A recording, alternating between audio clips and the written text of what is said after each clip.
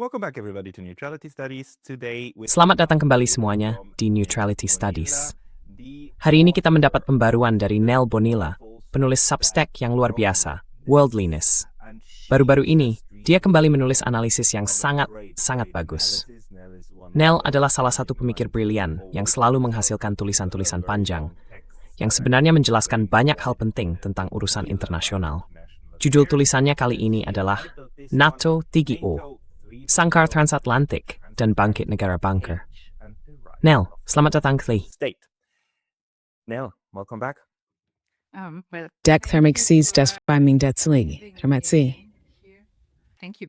Last time we talked, we already discussed. Terakhir kali kita berbicara, kita sudah membahas konsep Anda tentang negara bunker. Namun, sekadar untuk mengulasnya secara singkat, bisakah Anda menjelaskan apa itu negara bunker? Lalu bagaimana Anda menghubungkannya dengan apa yang Anda sebut NATO 3.0? It's to what you call NATO 3.0. Yes, of course. So the bunker state is Ya, a ya, framework tentu saja. for developing Jadi negara bunker adalah sebuah kerangka yang sedang saya kembangkan. Pada dasarnya ini membahas bagaimana saat ini negara modern atau negara seperti yang kita kenal sedang mengalami transformasi kualitatif, terutama di negara-negara yang berada dalam tatanan hegemonik yang dipimpin Amerika Serikat atau apapun sebutannya. Pergeseran kualitatif yang bisa kita lihat di sana misalnya adalah negara sebagai penyedia barang publik serta perencanaan negara yang biasanya bertujuan meningkatkan kesejahteraan dan kehidupan yang baik, kini berubah menuju sekuritisasi dan militerisasi.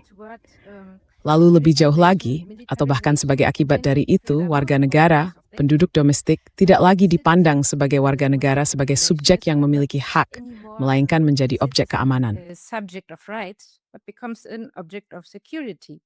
And everything about them is exactly Dan segala hal tentang mereka, sama seperti setiap bagian dari masyarakat dan negara itu sendiri, kini menjadi objek keamanan. Disekuritisasi, dimiliterisasi untuk tujuan perang, peperangan, atau persiapan menuju peperangan. Peperangan hibrida dan permanen. Lalu, poin lain dari kerangka negara bunker adalah bahwa setiap negara, bahkan setiap kawasan, tidak lagi persis merupakan sebuah negara yang sekadar berdaulat dan otonom.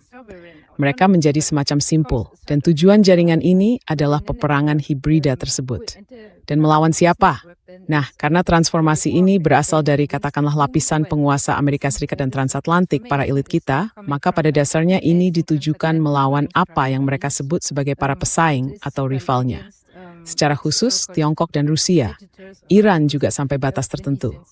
Dan tentu saja negara manapun yang bersekutu dengan mereka, misalnya dalam BRICS dan sebagainya. aligned with them, for example, within BRICS and so on. So that is basically the bunker state. And Jadi pada dasarnya itulah negara bunker. Lalu bagaimana ini terhubung dengan pergeseran menuju NATO 3.0 yang sekarang kita lihat dalam KTT NATO di Ankara. NATO 3.0 pada dasarnya melembagakan dan menegakkan berbagai pergeseran yang sudah saya bicarakan tadi. Pergeseran ke arah militerisasi, bahkan terhadap penduduk itu sendiri. Bahkan memandang kontrak sosial ini bukan lagi sebagai soal hak-hak warga negara, melainkan ini yang disini anggaran negara untuk persiapan perang. Oke, semua tergeser menuju North Sinor. even all of this is part of this NATO 3.0 shift. Don't ask what NATO can do for you, ask what Jangan tanyakan apa yang bisa NATO lakukan untuk Anda. Tanyakan apa yang bisa Anda lakukan untuk NATO. Dan saya sudah berdiskusi dengan peneliti lain, salah satunya Jonas Tögel, seorang peneliti Jerman, yang menelaah dengan sangat serius dokumen-dokumen yang diterbitkan NATO tentang perang kognitif. Di sana, NATO secara eksplisit mengatakan, kita perlu menargetkan populasi kita sendiri, bukan? Kita perlu memastikan, maksud saya, otak rakyat kita adalah medan pertempuran, dan kita harus bertempur di medan itu. Jadi, cara berpikir seperti ini tentang apa itu warga negara, dan bagaimana warga negara harus diintegrasikan ke dalam keseluruhan pertahanan. Maksud saya, ini adalah ofensif, ini struktur perang. Pertahanan itu semacam istilah yang indah dan nyaman untuk perang, ofensif, kematian, dan kehancuran. Tapi bagaimana Anda menggambarkan perkembangan NATO? NATO versi 1.0 dari tahun 49 sampai pada dasarnya 89 atau 91, NATO era Perang Dingin. lalu NATO yang diciptakan ulang pada momen unipolar, dan sekarang NATO pada momen multipolar. Bisakah Anda membahas sedikit tentang pergeseran itu? How can you talk a little bit about the shift? Yes, of course. So the shift is very interesting. Ya, tentu saja. Jadi pergeseran ini sangat menarik karena berlangsung perlahan dan sejak awal hampir selalu punya arah tertentu. NATO 3.0, setidaknya untuk saat ini, adalah bentuk paling jujur dari arah tersebut. NATO 1.0, sebut saja NATO era Perang Dingin, awalnya muncul setelah Perang Dunia Kedua. NATO ini lebih berfokus untuk menyelaraskan elit Eropa atau lapisan penguasa, baik elit politik maupun elit militer dengan Amerika Serikat. Membawa mereka ke orbit Amerika Serikat ke dalam lingkup pengaruhnya, bisa dibilang begitu. Sebagian tujuannya juga untuk menghalangi segala bentuk pendekatan atau upaya bekerja sama dengan Uni Soviet atau negara manapun yang berpihak kepadanya. Bahkan bisa dibilang juga untuk meredam gagasan-gagasan sosialis yang saat itu populer di berbagai negara Eropa.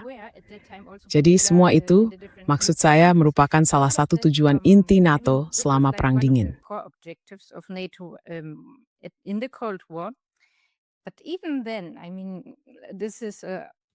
Tetapi bahkan saat itu, maksud saya ini, saya tidak mengetahuinya. Ketika saya meneliti, saya melihatnya. Pada saat itu ada gagasan tentang pembagian kerja antara Amerika Serikat dan Eropa. Jadi saya menemukan, dan saya membahasnya dalam esai ini, sebuah memorandum dari tahun 1959. Dan memorandum itu membahas pengalihan beban. Ini dari Asisten Menteri Pertahanan, dan pada dasarnya menyatakan, dan saya kutip, oleh Menteri Pertahanan Wilson, bahwa Amerika Serikat akan memusatkan upaya bantuan militernya pada persenjataan canggih, dengan mengharuskan negara-negara Eropa memikul tanggung jawab yang makin besar atau sepenuhnya atas pemeliharaan rutin pasukan mereka sendiri dan kebutuhan material konvensional. Jadi maksudnya, dengan kata lain, Amerika Serikat berfokus pada persenjataan canggih, termasuk misalnya senjata nuklir.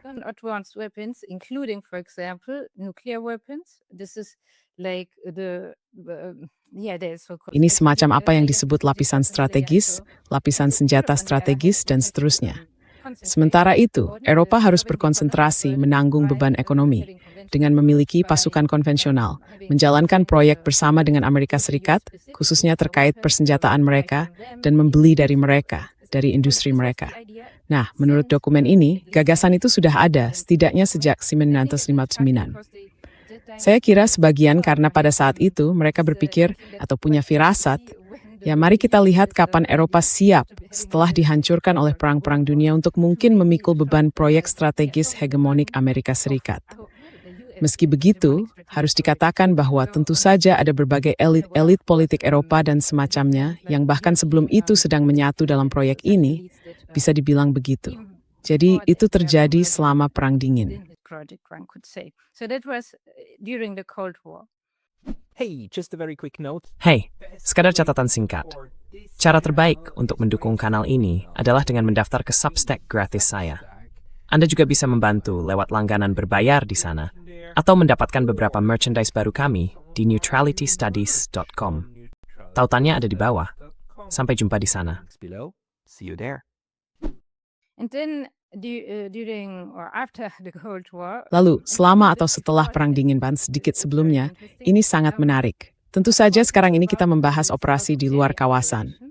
Tetapi yang saya temukan, misalnya dari sebuah komunike tahun 1980, konteksnya tentu saja antara lain revolusi Iran.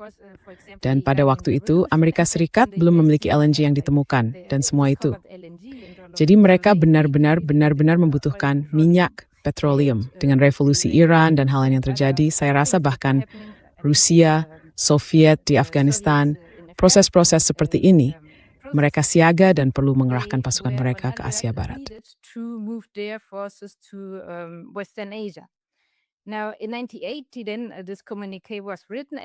Nah, pada tahun 1980 komunike ini ditulis dan pada dasarnya mengatakan bahwa semua negara perlu menaikkan belanja pertahanan tahunan sebesar 3%. Ini akan sangat membantu mengurangi ketidakseimbangan kekuatan. Dan ketidakseimbangan kekuatan itu sekali lagi Mereka tampaknya selalu punya gagasan bahwa negara-negara lain harus dicegah agar tidak menjadi semacam alternatif bagi tatanan unipolar. Jadi ini dari tahun 1980. Tinggal Eka sudah punya Gadsli, pejaseng peningkatan belanja pertahanan. Lalu setelah Uni Soviet, NATO map Melayu negara-negara Baltik dan seterusnya. Eastern European countries, Baltic states, and so on. This was also with this idea of the balance. Ini juga dengan gagasan tentang keseimbangan kekuatan itu dalam pikiran adalah soal upaya untuk sekali lagi mencegah Eropa menjalin hubungan diplomatik atau industri dalam bentuk apapun dengan negara-negara pasca Soviet, lalu mengarahkan negara-negara itu ke jalur mereka, bukan ke lingkup pengaruh Amerika Serikat. Dan tentu saja juga dengan Rusia, mereka tidak menginginkan itu. Karena meskipun mereka mengakui dan berkata, oke, sekarang Rusia sudah melemah, bukan ancaman, Rusia berpotensi menjadi ancaman. Dan tri strategi, kalangan keamanan Amerika Serikat dan semacamnya, dan mencarakan dan menulis hal ini dan powered. Such already talked and wrote about this during the 1990s. They were like, no, now it's not a threat, but Mereka seperti berkata tidak. Maksud saya sekarang ini bukan ancaman, tetapi akan menjadi ancaman hanya karena ukurannya yang sangat besar, juga karena ingatannya sendiri tentang apa yang dimilikinya, serta karena industrialisasi Uni Soviet dan sebagainya. Jadi inilah gagasan NATO setelah Perang Dingin. Dan sekali lagi, intinya adalah mengatakan, oke, Eropa, misalnya setelah Perang Kosovo, kalian harus menjalankan misi penjagaan perdamaian jangka panjang ini. Sedangkan kami, Majesteit, akan mendahulukan penempatan dan peperangan, seperti yang saya tinggi tengah, dedega wasi berarti taftami. This like the high-end part of combat and warfare. Again, there was not as a star. Well, sekali lagi, waktu itu belum sejelas atau sekristal sekarang. Tetapi itu sudah mulai terjadi, bahkan dengan peningkatan belanja pertahanan tahunan ini. Dan sekarang, NATO 3.0 atau NATO di era multipolar bisa dibilang mulai terbentuk. Maksud saya, sejauh yang saya lihat dan teliti, gagasan itu sebenarnya sudah dibicarakan sejak tahun 2000-an. Tetapi pada tahun 2000-an, NATO masih menjalankan operasi di luar wilayahnya. Lalu pada tahun 2010-an, bahkan lebih lengkap. Tetapi, lemait support in the EU sedang terkikis atau runtuh pada dasar setelah runtuh. Eroding or collapsing or now basically collapsed. And that this is partly. Dan ini sebagian karena mayoritas global, tetapi khususnya Rusia dan Tiongkok, sekali lagi mengalami kebangkitan teknologi dan industri. Artinya, negara-negara lain yang juga punya akses ke pembangunan yang lebih besar dapat menjadi lebih berdaulat. Dan semua ini berarti polaritas tidak lagi seperti sebelumnya. Jadi inilah krisis yang kemudian mendorong pergeseran yang jauh lebih intens menuju NATO 3.0. Sekarang ini bukan sekadar mengalihkan sumber daya ke apa yang mereka sebut belahan bumi barat dan Indo-Pasifik. Artinya di satu sisi ke Tiongkok, dan di sisi lain, ke benua Amerika. Dan untuk itu mereka sekarang benar-benar ingin Eropa, bukan lagi secara hipotetis, maksud saya mereka memang sudah melakukannya, menanggung beban material, industri, personel, dan keuangan dari peperangan, termasuk perang hibrida yang juga sedang berlangsung. Jadi ini adalah proses yang aktif, dan pada dasarnya inilah ringkasan pergeseran NATO. From NATO. I find this very interesting because Saya merasa ini sangat menarik, karena kerangka seperti itu akan membantu saya menjelaskan beberapa pengecualian. Misalnya, Jenderal Jerman Harald Kujat. Sekarang usianya sudah 80-an, dan dulu dia pernah menjadi komandan militer tertinggi NATO. Komandan militer bukan yang politik. Itu sekitar akhir tahun 90-an, atau awal 2000-an, atau bahkan pertengahan 90-an. Saya lupa. Tapi dia termasuk orang yang sekarang sangat keras mengkritik semua yang terjadi dengan NATO. Dia mengatakan, lihat, ini mengarah pada bencana. Dan tentu saja, kita membuat Rusia marah. Maksud saya, tentu saja perluasan NATO menciptakan masalah-masalah ini, termasuk Ukraina dan sebagainya. Pertanyaannya, mengapa seorang mantan komandan NATO melakukan itu. The question is, why would a NATO commander in the past do that? The answer the Euro framework would be because he's a NATO. Jawaban dalam kerangka Anda adalah karena dia tipe orang NATO 1.0, yang tumbuh dengan pola pikir itu lalu beralih ke 2.0. Dia bahkan masih punya pengalaman, pernah berada dalam situasi ketika pasukan Rusia berada di bawah komandonya. Benar? Saat kerangka kerjasama NATO-Rusia itu, apa namanya? Masih berjalan. Tapi bukan ke arah itu NATO bergerak. NATO tidak akan bertahan di 1.0. Di luar wilayah atau gulung tikar. Itulah gagasan NATO 2.0. Dan mereka memang bergerak keluar wilayah. Sekarang mereka kembali bertransformasi, menjadi benteng, menjadi sesuatu yang menyatu dengan konsep Anda tentang negara bunker. Sebuah bagian yang integral. Apakah NATO merupakan simpul integral atau justru penggerak negara bunker di barat? Mungkin Anda bisa membahasnya.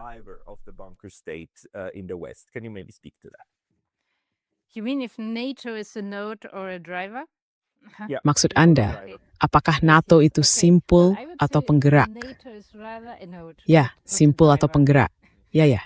Oke, menurut saya NATO lebih merupakan simpul bukan penggerak. Bahkan saya akan mengatakan NATO mungkin punya peran yang lebih penting sebelumnya. Sekarang, perannya bukan berarti NATO tidak penting. Maksud saya tekanan-tekanan institusional seperti itu terhadap berbagai negara Eropa tidak akan ada kalau NATO tidak penting. Tetapi bagaimanapun saya rasa NATO lebih merupakan simpul. Karena fokus atau yang lebih mereka tuju, maksud saya para elit kekuasaan Amerika Serikat, elit fungsional, adalah melemahkan Rusia.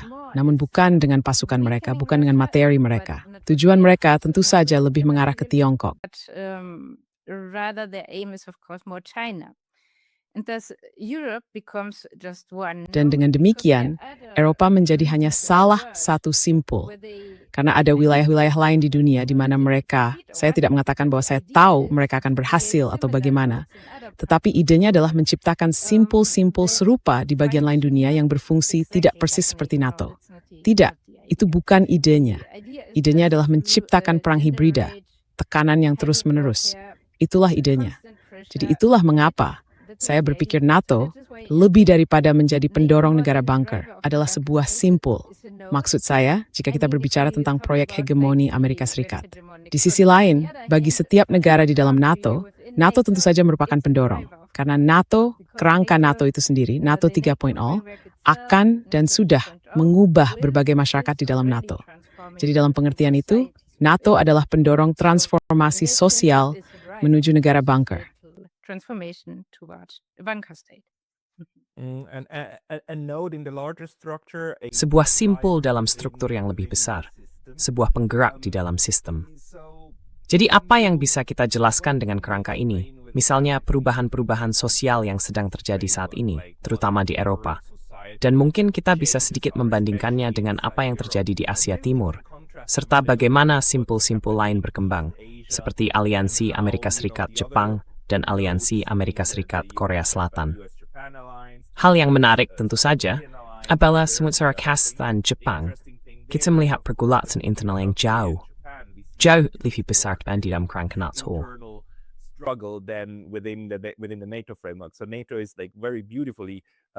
Jadi NATO dengan sangat baik menunjukkan bagaimana mereka mampu, bisa dibilang, menggiring semua pihak agar tetap sejalan dan memastikan mereka tetap bersatu, setidaknya pada tingkat minimum, bahkan ketika ada banyak alasan historis untuk berselisih.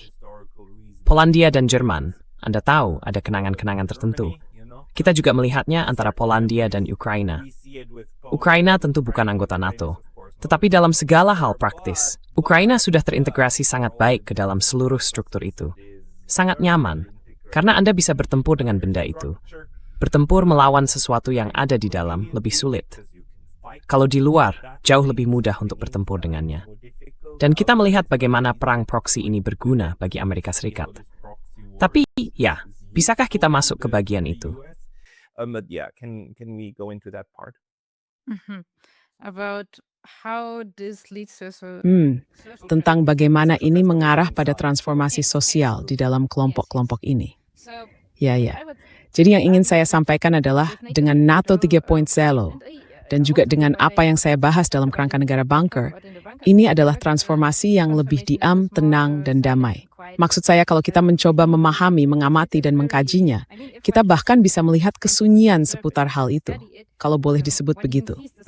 Yang saya maksud misalnya baru-baru ini, mungkin sekitar sebulan lalu, saya rasa ada artikel di Politico tentang seorang kolonel Amerika yang sedang atau akan bertugas di Komando Angkatan Darat Jerman, Bundeswehr, sebagai kepala divisi operasi.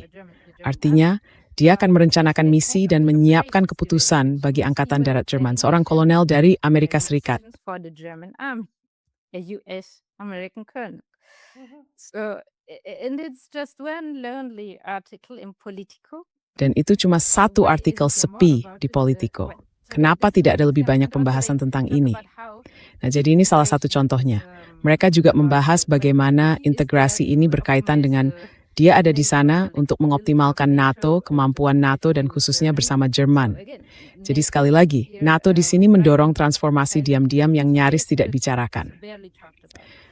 Lalu hal menarik lainnya tentu saja adalah seperti yang saya katakan, segala sesuatu terkait infrastruktur yang sedang dibangun atau disanitasi, atau apa istilahnya, diperbarui. Dan semua itu akan dibangun dengan cara yang juga mempertimbangkan peperangan dalam arti tertentu. Itu benar. In mind for some, in a way, that's true. And also any type of software and services. Dan juga segala jenis perangkat lunak dan layanan, bahkan layanan sipil seperti layanan medis misalnya, juga akan diintegrasikan ke dalam seluruh gagasan tentang perang hibrida ini. Dan misalnya apa yang terjadi dalam situasi krisis. Misalnya apakah penduduk sipil akan dilayani oleh rumah sakit dan dokter dan seterusnya. Lalu ada atau pernah ada beberapa artikel yang mengatakan tidak. Sebenarnya yang pertama akan ditangani adalah para tentara, bukan warga sipil. Kemudian, segala jenis program sosial dipangkas. Itu yang disebut pengematan anggaran. Jadi ini beberapa dari perubahan tersebut. Lalu perubahan lainnya adalah segala hal yang berkaitan dengan dinas intelijen. Benar. There's also like a drive to make them more popular. Ada juga semacam upaya untuk membuat mereka lebih populer, menariknya, di media dan di negara-negara Eropa, khususnya melalui dinas intelijen mereka sendiri. Dan tentu saja ada segala hal yang berkaitan dengan media, sensor, dan semua itu. Kita tahu, dan maksud saya Anda membahasnya di Neutrality Studies, bahwa koridor opini, yaitu apa yang boleh dikatakan, juga diam-diam sedang dipersempit. Misalnya, melalui pemberian sanksi kepada individu, jurnalis, aktivis, dan sebagainya. Tapi sekali lagi, ini bukan proses yang terang-terangan. Ini proses yang diam-diam. Lalu ada satu lagi yang tadi terpikir oleh saya, tapi tidak ingat. Namun intinya, ini belum, ya sekarang saya ingat.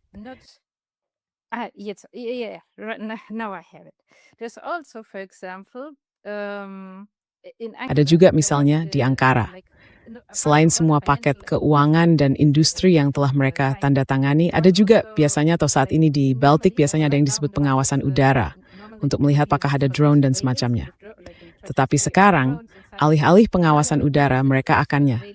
Sasir NATO, komandan tertinggi Sekutu Eropa, akan bisa memutuskan apakah drone atau apapun itu yang berada di wilayah Baltik bisa dijatuhkan atau tidak. Ia nggak nambit sekarang tukan, nukisweglang, awazasukan smofit as begsta, yang perlu dipindahkan. Dan ini tanpa persetujuan politik dan negara yang berbeda. Yes, political approval from the different countries. So just within the NATO framework. Jadi ini hanya dalam kerangka NATO. Dan mengenai dua hal ini, pada dasarnya saya hampir tidak menemukan artikel apapun. Saya menemukan satu artikel di media Lituania, dan mereka bahkan mengutip seorang jenderal Lituania. Saya punya kutipannya di sini. Robertas Šapronas, Menteri Pertahanan Lituania, setelah KTT Ankara mengatakan, peralihan dari misi pengawasan udara ke misi pertahanan udara akan memungkinkan panglima tertinggi sekutu NATO di Eropa untuk memindahkan kembali pasukan dan menyesuaikan rencana sambil menghindari semua perdebatan politik yang kadang muncul. Jadi ini adalah sesuatu yang telah disepakati di Ankara. Tetapi sekali lagi, tidak ada pemberitaan tentang ini dimanapun. Karena itu saya pikir banyak perubahan sedang terjadi. Mereka diam-diam, dan saya pikir to meet the reason he has agar orang-orang tidak memprotes. People don't protest. Even another one, very interesting, Contoh lain yang sangat menarik adalah perang Iran saat ini. Ketika perang itu dimulai, para pemimpin politik di Eropa secara terbuka mengatakan, "Tidak, kami tidak akan terlibat." Tetapi sebenarnya, soal NATO dan komando terintegrasinya, entah apa tepatnya sebutannya, mereka bisa saja mengatakan tidak depan publik. Namun, untuk segala hal yang berkaitan dengan pangkalan, infrastruktur, logistik, dan sebagainya, mereka hampir tidak bisa menolaknya untuk NATO. Karena mereka bagian dari NATO dan dari komando terintegrasi itu. Mereka juga bagian dari apa yang disebut kerangka perencanaan pertahanan NATO, dan seterusnya. Jadi, di belakang layar ada hal-hal yang terjadi yang mendukung atau telah mendukung serangan Amerika Serikat terhadap Iran. Jadi itu beberapa perubahan yang terjadi.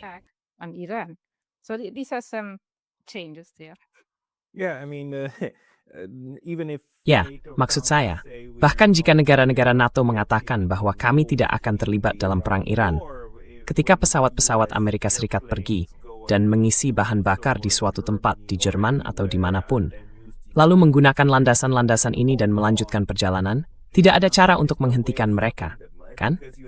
Karena seluruh strukturnya sudah tersedia bagi Amerika Serikat untuk begitu saja menggunakan semua ini. Kurang lebih, semuanya ada dalam kebijakan dan kendali mereka. Dan jangan lupa, Saussure itu sebenarnya tentu saja adalah seorang komandan Amerika Serikat, kan? Selalu seorang jenderal bintang 4 dari Amerika Serikat, yang sekarang punya kewenangan untuk begitu saja memutuskan bagi seluruh wilayah udara NATO. Ya, kami tidak akan langsung menembaknya jatuh. Kami akan melakukan ini. Kami akan melakukan itu. Apakah saya perlu berkonsultasi dengan Jerman, Polandia, atau Hungaria? Do I need to consult with Germany, Poland, or Hungary? Hell no. Why would I? I mean, Tentu tidak. Kenapa saya harus begitu? Maksud saya, jauh lebih enak kalau saya tidak perlu melakukannya, kan? Jadi sebagian orang mungkin akan membingkai ini sebagai bagian dari struktur neokolonial ya, soal mengambil alih kekuasaan. Tapi saya rasa argumen Anda jauh lebih bersifat institusional. Bahwa ini juga dilakukan tentu saja lewat konsultasi yang terus-menerus dan penyesuaian berbagai kebijakan ini secara menyeluruh. Dalam satu pengertian, ini jauh lebih cerdas daripada sekadar struktur kekuasaan kolonial. Ini sebenarnya adalah Gleichschaltung, penyelarasan. Kadang-kadang bahasa Jerman memang sangat praktis untuk beberapa konsep, seperti masuk ke ritme yang sama. Itu salah satunya. Karena kalau saya ingat benar dari diskusi kita yang terakhir, maksud saya, Anda lebih memilih membingkainya seperti itu, kan? Yes. It's exactly. Instead of Ya, tepat sekali. Jadi berdasarkan yang saya teliti, daripada memikirkannya sebagai sebuah pemaksaan, maksud saya bagi sebagian orang memang tentu begitu, ini lebih merupakan proses yang lambat. Sekali lagi seperti yang sudah kita lihat dalam ringkasan singkat tentang tahapan-tahapan NATO, versi-versi NATO. Ini adalah proses yang lambat. Bahkan sejak saat itu mereka sudah mengatakan inilah yang kami inginkan. Dan hal lainnya, seperti yang Anda katakan, tentu selalu ada orang-orang yang tidak ingin terlalu terintegrasi dan sebagainya. Tetapi itu juga merupakan proses yang lambat. Saya tahu seperti yang saya katakan maksud saya, ini sekaligus merupakan hal kolonial, hal neokolonial, dan sebuah proses institusional. or neo-colonial thing and an institutional process. If I think about, I mean, if we Kalau saya memikirkannya, maksud saya kalau kita mengkonseptualisasikannya seperti itu. Jadi dalam satu pengertian ini adalah proses yang lambat. Karena ini juga menyangkut misalnya gagasan lain, yaitu gagasan tentang kooptasi elit. Seperti kooptasi semua lapisan penguasa, atau elit politik dan militer yang sudah ada. Tentu saja, sekarang ada generasi-generasi baru. Tetapi sebelumnya telah dibangun struktur-struktur melalui berbagai dana dari Amerika Serikat, dari berbagai yayasan, dewan, dan sebagainya, yang selalu berupaya mengintegrasikan calon-calon pemimpin politik baru, calon-calon pimpinan baru, dan seterusnya, ke dalam pandangan dunia Amerika Serikat, pola pikirnya, dan sebagainya. Jadi ini semacam lapisan ideologis. Tetapi di sisi lain, tentu saja ada juga yang sifatnya struktural. the other hand, of course, there's just the structural one, like everything from operations. Seperti segala hal, mulai dari operasi, seperti operasi militer, seperti bagaimana struktur komando di NATO bekerja, dari logistik, sampai tentu saja teknologi. Bahkan sekarang mungkin ini jauh lebih mengakar. Saya tidak tahu, saya bukan ahli militer. Tapi saya kira ini lebih melekat pada seluruh gagasan tentang cloud dan kecerdasan buatan. Serta setiap anggota NATO harus terhubung ke dalam struktur digital ini, dalam peperangan mereka, persenjataan mereka, intelijen mereka, semuanya. Jadi tingkat inya proses yang lams. Lamth is intinya terings, istai awats apenugruang numaat. Maksudnya mereka mang nebulsunyi selanya perang Irak. I mean, they did, for example, during the Iraq War. But I mean, there were parts of it that were still part Tapi of, maksud saya, this NATO ada NATO. bagian-bagian yang masih menjadi bagian dari semacam infrastruktur logistik NATO dan sebagainya. Jadi dalam arti apapun, menurut saya ini proses yang lambat. Dan sekarang, orang-orang yang berada di posisi kepemimpinan itu, sekali lagi, tidak semuanya, tapi sebagian besar mungkin sudah diyakinkan secara ideologis. Ada juga yang mungkin sekadar oportunis, seolah berkata, oke, pekerjaan saya terkait dengan ini, sumber daya saya, status saya, dan seterusnya. Jadi ya saya akan bilang ini bukan sesuatu yang tidak perlu kita pikirkan. Seolah-olah ini hanya soal pemaksaan. Karena juga bukan berarti orang-orang ini atau banyak dari mereka di Eropa tidak punya sikap sendiri. Seperti berkata, oh kami menginginkan ini atau kami tidak menginginkan ini. Semuanya campur aduk. Tapi tetap saja ini proses yang lambat. Ini bukan proses yang cepat. It's a slow process. It was not a fast one. Yeah, and so in this sense it's a Ya, jadi dalam arti ini adalah proses politik dan sosiologis yang mengarah pada bentuk integrasi seperti ini. Dan proses itu didorong oleh beberapa institusi dengan NATO sebagai yang utama. Jadi bagi Anda, KTT Ankara, ketika orang-orang ini benar-benar secara terbuka membicarakan NATO 3.0, maksud saya, itu konsep yang mereka banggakan. Bagi mereka itu istilah yang keren. Apa yang mengejutkan Anda? Atau apa yang Anda pelajari dari KTT itu? Karena banyak dari kami, sebenarnya di lingkaran podcast, memperhatikannya. Tetapi KTT itu tidak terlalu mengesankan, kan? Tidak ada pidato besar. Jadi banyak dari kami cenderung mengabaikannya, dengan mengatakannya, itu KTT yang sangat lemah. Anda tahu, itu justru menunjukkan ketidakbersatuan dari keseluruhan hal ini. Tetapi saya rasa pandangan Anda sangat berbeda soal itu, bukan? Yes. Yes, because Ya, karena maksud saya yang saya lihat itu, ya NATO mungkin hanya soal industri senjata dan mungkin persatuan ini dan hal-hal seperti itu. Tapi saya tidak melihatnya seperti itu, atau yang saya lihat bukan soal ini. Misalnya satu hal tentu saja Amerika Serikat. Ya, para prajuritnya, pasukannya memang ada rencana untuk ditarik dari beberapa negara Eropa. Dan itu benar. Tapi sekali lagi, satu hal adalah bagian dari katakanlah struktur peperangan ini, lalu ada bagian-bagian lainnya. Jadi dalam artikel yang saya sebutkan, misalnya saya menulis bahwa saya kira beberapa minggu sebelum KTT Ankara, PT Hexeth mengatakan dalam peninjauan Departemen Perangnya, Eropa harus meningkatkan upayanya untuk memastikan bahwa kami memiliki akses ke pangkalan dan jalur penerbangan lintas wilayah, dan bahwa semua itu terjamin serta siap. that it is assured and ready and all of it. So again, this means yes, well, we might. Jadi sekali lagi, artinya ya mungkin kita akan menarik pasukan kita, tapi kita tetap akan makin mengakar di Eropa sebagai wilayah dan dalam hal logistik. Lalu hal lain tentang NATO 3.0 adalah, tentu saja dari yang saya lihat, semua ini terkait industri senjata dan persenjataan bukan semata-mata soal mengatakan, oh ini untuk membuat mereka kaya. Maksud saya, itu memang benar tentu saja. Tapi bagian lainnya sebenarnya adalah upaya untuk pada dasarnya menciptakan pabrik persenjataan geopolitik transnasional dan transatlantik, atau industri persenjataan. Artinya semuanya akan distandardisasi, yaitulah idenya. Saya tidak mengatakan bahwa ini pasti akan terjadi. Persenjataan akan diproduksi dalam jumlah besar. Setiap negara akan punya perannya untuk memproduksi semua yang dibutuhkan. Tetapi berdasarkan standar Amerika Serikat, perangkat lunak Amerika Serikat, Ensign, dan TRISNO. Standards, US software, plans, designs, and so on. Almost or very little input from Europe. Hampir tidak ada atau sangat sedikit masukan dari Eropa atau negara-negara Eropa. Jadi idenya adalah agar negara-negara Eropa tidak lagi memiliki industri pertahanan nasional mereka sendiri, melainkan mengintegrasikannya di dalam Eropa, lalu juga dengan Amerika Serikat dan Kanada. Kemudian idenya adalah Eropa menyediakan modal, pabrik-pabrik produksi, dan tentu saja sejumlah besar orang, sumber daya manusia, serta investasi. Sementara Amerika Serikat menyediakan teknologi miliknya sendiri, pada saat yang sama mengendalikan cloud, perangkat lunak, intelijen berbasis ruang angkasa, dan monopoli nuklir. Jadi ini adalah sesuatu yang mereka sebut pada KTT Ankara itu sebagai revolusi industri pertahanan transatlantik.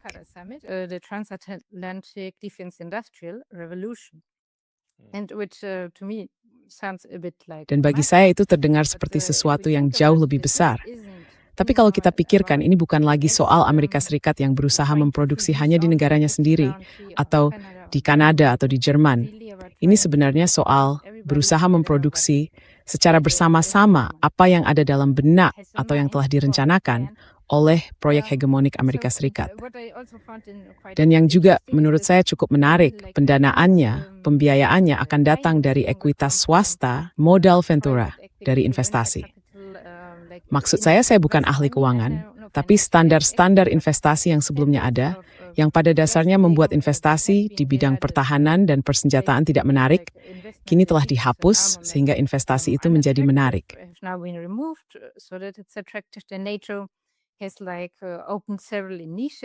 NATO telah membuka beberapa inisiatif untuk membuat investasi dalam produksi persenjataan atau apapun yang dibutuhkan bagi upaya perang ini lebih menarik bagi modal swasta.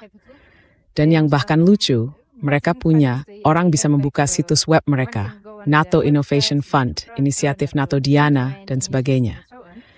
Mereka bahkan punya semacam katalog untuk bisnis, perusahaan modal, dan lain-lain, agar mereka bisa melihat lalu berkata, oh oke, saya mau berinvestasi di ini, atau saya mau mengembangkan ini, dan seterusnya. Orang bisa mencarinya, dan semuanya tercantum di sana.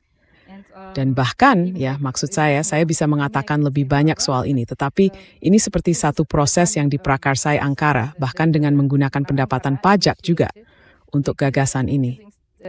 Tax revenues also for this idea. So, this, in my opinion, is quite. Jadi menurut saya ini perubahan yang cukup besar dan tidak boleh diabaikan.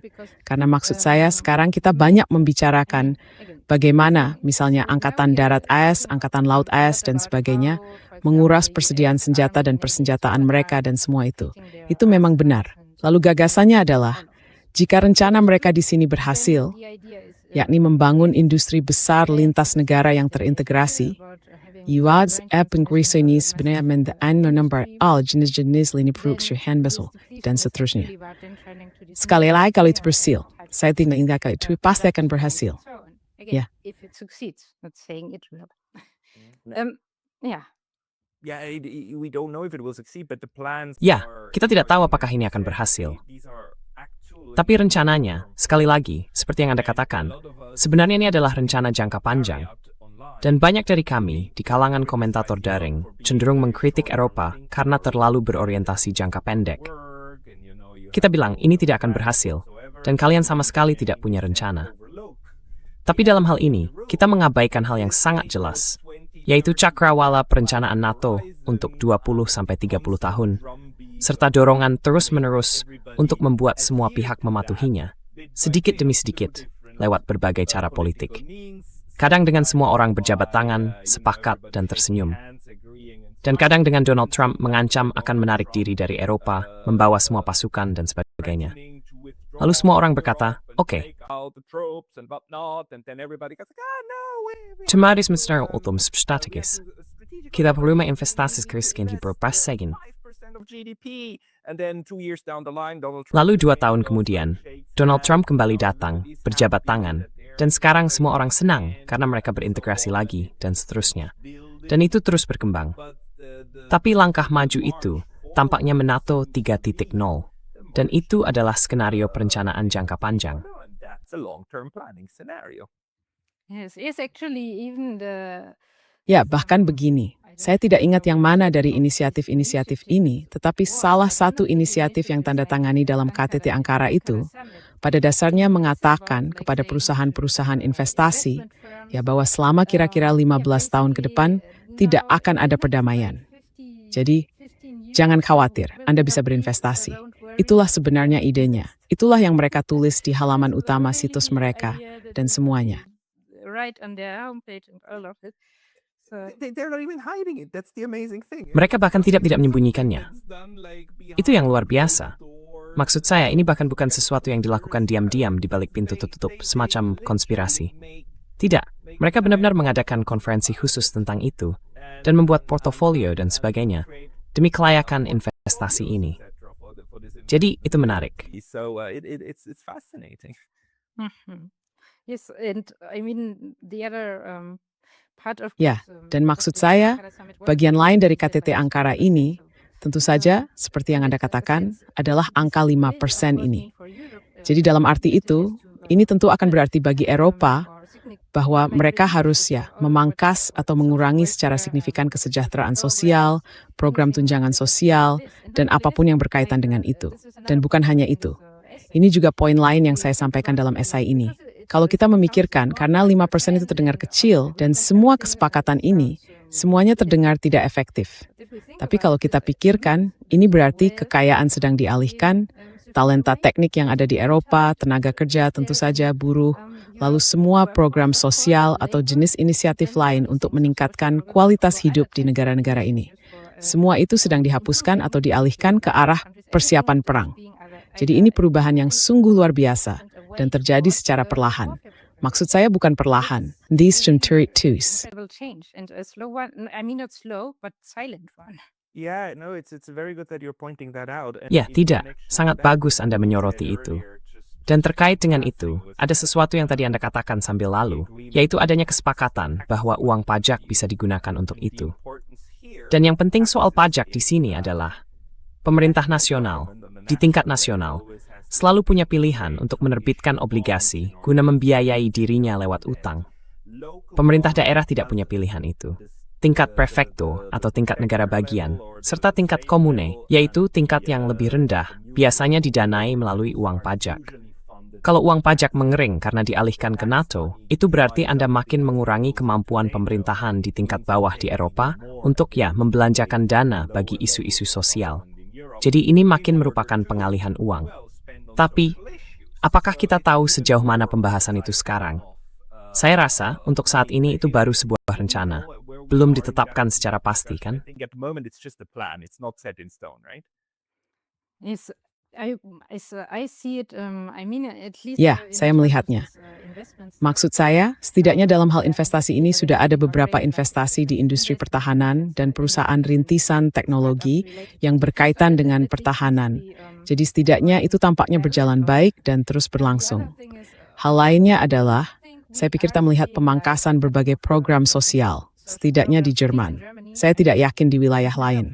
Lalu misalnya, soal perbaikan atau pengalihan fungsi berbagai jenis industri yang ada di Eropa, saya pikir itu juga merupakan proses yang sedang berjalan.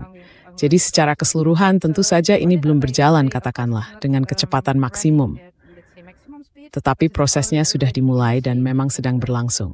It's a process that is there, and well, How big do you think is the risk that Seberapa besar menurut Anda risiko bahwa apa yang kita saksikan sekarang ini sebenarnya berkaitan dengan istilah Jerman lain yang baru-baru ini muncul, yaitu Kriegstüchtigkeit, kesiapan atau kemampuan untuk berperang di Eropa. Maksudnya, menjadikan Eropa mampu dan siap untuk berperang. Karena salah satu hal yang kita lihat di Ukraina adalah yang dibutuhkan, atau salah sumheswong boloj jika Anda ingin perang terjadi di wilayah Anda, adalah pasukan Amerika Serikat, bukan? Pasukan ES, yang dikenal sebagai tripwire, sebenarnya semacam jaminan bahwa perang mungkin tidak akan terjadi. that there might not be a war. So actually threatening troop reductions. Jadi sebenarnya, mengancam akan mengurangi pasukan atau menarik pasukan itu. Dalam satu pengertian, sama saja seperti berkata, oh ngomong-ngomong, setelah Ukraina selesai, mungkin kita akan bertempur di Polandia atau Finlandia. Tapi kita perlu menarik pasukan kita dulu. Karena satu hal yang kita tahu tentang kaisaran itu adalah bahwa mereka sangat alergi melihat rakyat mereka sendiri tewas. Pada dasarnya, itulah yang mengakhiri Perang Vietnam. Korban massal di pihak pasukan Amerika Serikat. Tentu saja bukan 3 juta warga Vietnam yang tewas, melainkan puluhan ribu tentara Amerika Serikat yang pulang dalam kantong jenazah. Dan kita melihat itu di Ukraina, betapa efektifnya hal itu bekerja, betapa perang ini bisa dijalankan dengan baik di negara proksi itu. Bisa Anda jelaskan soal itu? Can you speak to that? Yes, of course. So on that topic, Ya, tentu saja. Jadi soal itu, saya sebenarnya menemukan sebuah laporan dari US Army War College yang berjudul, maksud saya tentu ada banyak laporan, tetapi yang ini cukup menarik. Judulnya, Perkiraan Tahunan Lingkungan Keamanan Strategis Tahun Akademik 2026-2027. Dan laporan itu diterbitkan pada Juni tahun ini, jadi masih sangat baru. Yang menarik, laporan ini membahas semua kawasan di dunia. Dan bukan hanya itu, tetapi juga hal-hal lain, seperti pertanyaan penelitian dimiliki berbagai divisi dan militer Amerika Serikat dan sebagainya. Dan nomor membahas Eropa, misalnya, dan perang proksi. It also talks about Europe, for example, and proxy warfare. And there, what I see it is Dan yang saya lihat adalah mereka menjelaskan para penulis bagian tentang Eropa ini pada dasarnya tentang NATO 3.0 dan apa artinya bagi peran Eropa di NATO, gagasan tentang perang proksi. Jadi misalnya di satu sisi mereka secara terbuka menyatakan bahwa Eropa harus beralih, seperti yang sudah kami katakan, ke basis industri pertahanan yang terintegrasi. Tidak ada lagi nasionalisme industri. Lalu mereka berbicara tentang perlunya perkembangan dalam kapasitas masyarakat untuk mobilisasi dan kelayakan politik dari berbagai model wajib militer. Ya, untuk meningkatkan ketahanan, kata mereka. Tapi ya, yang mereka katakan adalah setiap negara sekarang harus melihat bagaimana mereka bisa merekrut orang untuk wajib militer ke dalam angkatan bersenjatanya, khususnya untuk NATO. Well, for NATO specifically, and then they say for what goal? Well, to secure the. Lalu mereka berkata untuk tujuan apa? Ya, untuk mengamankan sayap timur, tentu saja. Dan ini mereka nyatakan secara terbuka. Lalu ada hal lain yang membuat saya berpikir, ini apa? Mereka mengatakan bahwa NATO, dan NATO di sini sebagian besar berarti Eropa, harus beralih dari apa yang disebut perang yang berpusat pada manuver, yaitu operasi-operasi di luar kawasan, menuju, maksud saya, ya, perang posisi, kerangka pertahanan posisi. Dan kerangka pertahanan posisi itu adalah perang, seperti perang atrisi, seperti di Ukraina misalnya. Jadi mereka mengatakan NATO perlu siap menjadi zona atrisi semacam itu. Dan karena itu mereka membutuhkan mobilisasi dan wajib militer. Dan menurut saya ini seperti bagaimana mereka bisa sebegitu terang-terangan. Tapi lalu mereka akan mengatakan,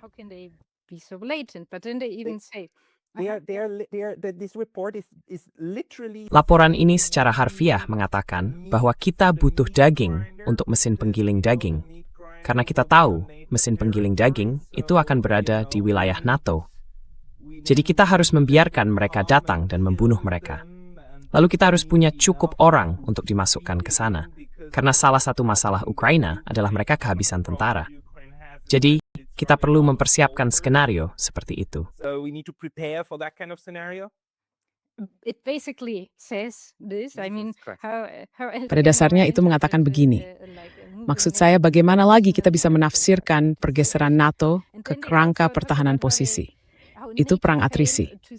Lalu mereka juga membahas bahwa NATO gagal melihat bahwa mereka seharusnya menjadikan Ukraina sebagai landak baja. Artinya membangunnya untuk ya perang atrisi ini.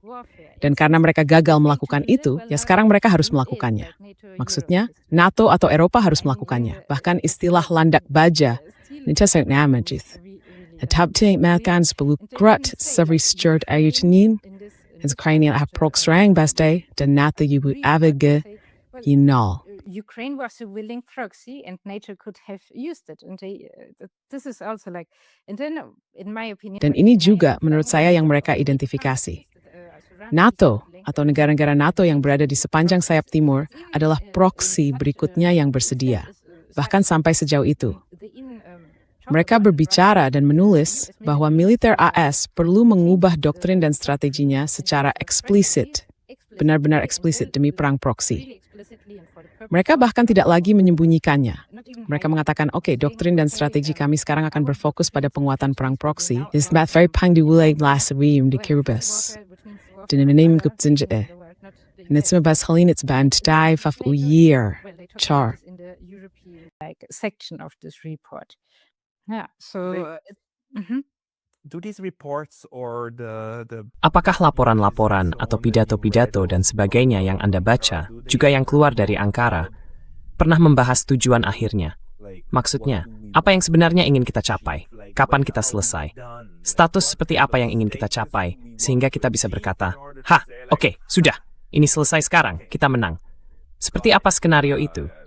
Apakah Anda menemukan skenario semacam itu? What's that scenario? Did you Yeah. find it such scenario? Yes, actually, yes. I did find. Ya, sebenarnya, ya, saya memang menemukan hal-hal seperti itu. Maksud saya misalnya ada laporan tinjauan ke depan strategis ini. Di situ mereka berbicara tentang seperti apa kondisi akhir yang mereka bayangkan, tetapi yang saat ini belum mereka capai. Misalnya saat ini kita berada dalam dunia multipolar, tetapi yang mereka inginkan lebih seperti apa ya? Barat global. Ini juga sesuatu yang saya lihat dalam beberapa slide seperti presentasi NATO yang membahas strategi baru mereka dari tahun 2017. Mereka juga mengakui, oke, sekarang kita berada di dunia multipolar. Tetapi yang sebenarnya mereka inginkan, mereka punya semacam grafik. Di sini barat global, dunia multipolar, kekacauan. Jadi tentu saja gagasan mereka adalah memulihkan apapun yang dimaksud dengan barat global. Tetapi dalam benak mereka, atau menurut pemahaman saya tentang maksudnya, itu berarti tidak ada perlawanan terhadap cara ekonomi global. Baju kepentingan membal. Seperti ekstraksi, regulasi, neoliberalisasi, muitat. Zmiwa mthulus dan pamonswar. That just works seamlessly without resistance. I think this is like the, let's say, global goal. Saya rasa ini semacam katakanlah tujuan globalnya. Dan itu dinyatakan dalam berbagai laporan, presentasi, atau apapun itu. Dan hal lainnya tentu saja adalah, tetapi ini lebih merupakan sesuatu yang saya simpulkan atau tafsirkan dari berbagai laporan tersebut, tentang bagaimana gagasan terkait Iran, Tiongkok, dan Rusia. Gagasan yang mendasarinya adalah bahwa bagi proyek hegemoni yang dipimpin Amerika Serikat, strategi mereka menyiap Brzezinski dalam The Grand Chessboard sebagai Jemeng Sial. What Brzezinski called in the Grand Chessboard shallow hegemony. Shallow means influencing more or less indirectly. Dangkal berarti memengaruhi secara kurang lebih tidak langsung. Bukan dengan kekuatan brutal, bukan dengan pendudukan dan semua itu. Tetapi China, Rusia, juga Iran, secara struktural, teritorial, industrial, dalam segala hal tidak memungkinkan hal itu. Jadi dalam pengertian itu, lalu apa yang mereka butuhkan? Ya, memecah mereka.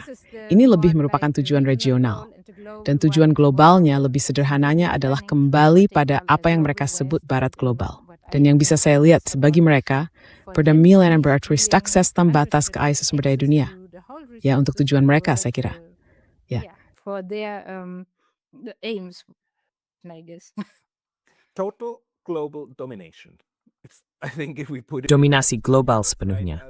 Menurut saya, kalau diringkas dalam beberapa kata, semua orang harus mengikuti irama kita. Kita adalah konduktor orkestranya.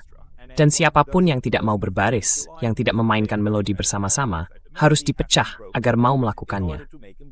Lalu bagian-bagian yang lebih kecil, itu akan melakukannya. Sekarang, mungkin kita perlu mulai menuju suatu kesimpulan, karena Anda menutup esai Anda, sekali lagi dari sisi sosial, dengan menyebutnya negara bunker dan kontrak sosial baru. Menurut saya ini sangat penting, terutama bagi penduduk Eropa, dan tentu juga penduduk Amerika Utara, karena sangat mirip. Namun saya kira orang Eropa bahkan lebih lagi diharapkan untuk Anda tahu, menjadi mercusuar bagi masa depan barat global semacam itu, bukan? Di mana Anda, sebagai individu, hanya memainkan biola sesuai apa yang diperintahkan kepada Anda, karena Anda sepenuhnya terintegrasi. Ini Anda bisa menyurining terdapat kesimpulan itu. Can you maybe tell us what that conclusion is? Yes, so in the conclusion, I write a Ya, jadi dalam kesimpulannya, saya menulis sedikit tentang, di satu sisi tentu saja, gagasan tentang persiapan perang, dan seterusnya, pada dasarnya, mengarah pada reorganisasi negara. Lalu saya mengaitkannya dengan negara bunker, yaitu pergeseran kualitatif tentang seperti apa negara itu. Misalnya mengarahkan seluruh sumber dayanya pada perang yang nyata dalam kasus ini, dan menjauh dari segala hal yang berkaitan dengan penduduknya, warga negara, dan kesejahteraan. Di sisi lain, ada gagasan tentang kontrak sosial yang baru, Ada juga laporan dari NATO, tetapi bukan hanya dari NATO. Ada juga dari berbagai negara di dalam NATO. Militer mereka sudah membicarakan hal itu. Agar organisasi baru ini terjadi dalam masyarakat, juga diperlukan kontrak sosial yang baru. Jadi kami mengharapkan sesuatu dari warga negara, khususnya untuk menyediakan keamanan nasional, dengan satu cara atau cara lainnya. National security in one way or another. And I see there that this. Dan saya melihat bahwa ini bersama semua hal lain yang baru saja kita bicarakan, pada dasarnya adalah pengosongan politik demokratis, atau politik yang seharusnya demokratis, dalam setiap cara yang bisa dibayangkan. Dan inilah yang mereka akui secara terbuka, terima, dan jadikan tujuan. Maksud saya, para ahli strategi dan perencana NATO itu, dan sebagainya. Jadi, inilah yang ada dalam pikiran mereka. Tapi tentu saja, itu tidak berarti ini pasti akan terjadi. Selalu ada harapan dan selalu Mac Wax melakukan citra. It's num sunitaliina, mendamping. We just need to know about it. Yeah, no, it's very good that you're pointing that out. Ya, tidak. Sangat bagus Anda menekankan itu. Dan sangat bagus Anda menekankan bahwa ini tidak terjadi di balik pintu tertutup. Ini terjadi secara terbuka. Jadi yang perlu kita lakukan adalah menyatukan berbagai kepingan teka-teki. Sebagai penutup, apa yang paling Anda sarankan untuk kita cermati agar bisa memahami apakah negara bunker sedang berkembang atau apakah sebenarnya ada oposisi sosial yang signifikan terhadapnya? Saya berpendapat ada. Di Swiss, bulan depan, kami akan memberikan suara dalam sebuah inisiatif netralitas yang secara langsung menentang konsep semacam itu. Memang tidak dikatakan secara eksplisit, tetapi inisiatif itu akan melawan semacam pembentukan negara bunker ini. Karena yang dibicarakan adalah pertahanan nasional demi kepentingan bangsa, bukan demi kolektif. Pertahanan nasional sebagai pertahanan, bukan sebagai serangan, serta integrasi ke dalam dunia yang lebih luas, bukan hanya dunia barat. Dan konsep-konsep seperti itu Anda, di mana-mana. Menurut Tima konsep-konsep itu muncul. Where do you see them coming from? Yes, well, I think there are.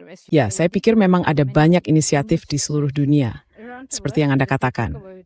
Namun kalau kita bicara khusus tentang Eropa, saya akan mengatakan bahwa di satu sisi, tentu ada gerakan buruh di beberapa wilayah Eropa yang memprotes, misalnya persenjataan dan pengiriman senjata. Lalu tentu ada juga gerakan anti-perang, gerakan perdamaian.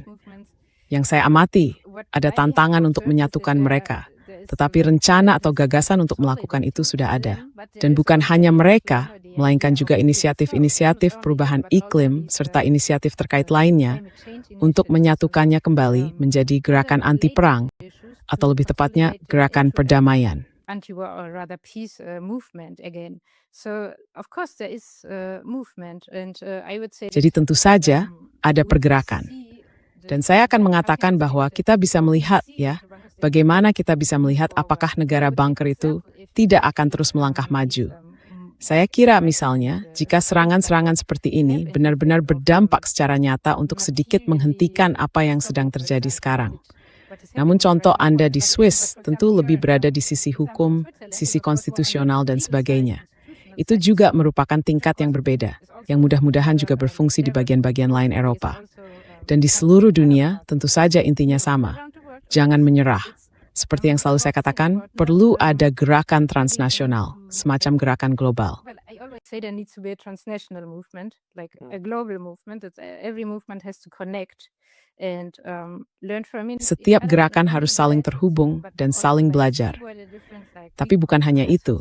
Mereka juga harus melihat, bisa dibilang di mana titik-titik lemah yang berbeda dari negara bunker itu, lalu mengorganisir diri secara sadar untuk menghadapinya.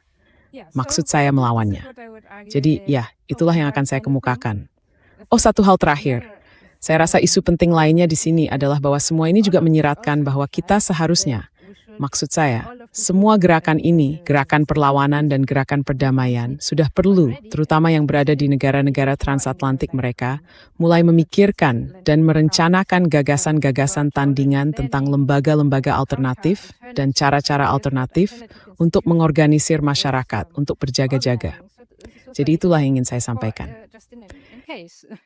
Yeah. So this is what I would say. Yeah, because luck is Ya, karena keberuntungan terjadi ketika persiapan bertemu kesempatan. Jadi, sebaiknya kita mulai mempersiapkan diri agar bisa menangkap momen ketika kesempatan itu muncul. Sekarang, orang-orang yang ingin menemukan Anda, saya rasa pertama-tama sebaiknya mengunjungi Substack Anda yang bernama Worthiness. Di sana mereka bisa menemukan artikel luar biasa ini, NATO 3.0, era transatlantik dan bangkitnya negara bunker. Anda bahkan cenderung menemukan citra yang indah untuk memahami itu. 10 detik saja sentuh ini. Just 10 seconds about this image. Oh, yeah, well, it's an image that I Oh found ya, begini, ini unexpected. gambar It yang was saya like, temukan. I Saya selalu mencoba memikirkan apa ya istilahnya, ilustrasi. Ya, ilustrasi. Maksud saya, setiap hari saya melihat ilustrasi, seperti karya seni dari abad ke-18, abad ke-17, dan seterusnya. Dan dalam gambar ini Anda bisa melihat semacam kastel, sebuah benteng di atas bukit. Saya pikir gambar ini sangat tepat untuk gagasan tentang negara bunker yang sedang bangkit di Eropa. Maksud saya dalam arti metaforis. Nanti setiap orang-orang yang mentit zona non-dipar. Saya kira sering ditafsir sebagai penduduk warga sipil yang menyaksikan dari luar bagaimana struktur yang mengancam ini sedang dibangun sementara mereka menjalani kehidupan sehari-hari. Jadi itulah gagasan saya di balik ini. So this is my idea behind this. Yeah, and the bunker state is Ya, dan negara bunker itu mungkin. Cara pembentukannya saat ini memang baru, tetapi gagasan untuk membentengi masyarakat jelas bukan hal baru. Lalu, adakah tempat lain bagi orang-orang untuk pergi selain Substack Anda? Then your Substack.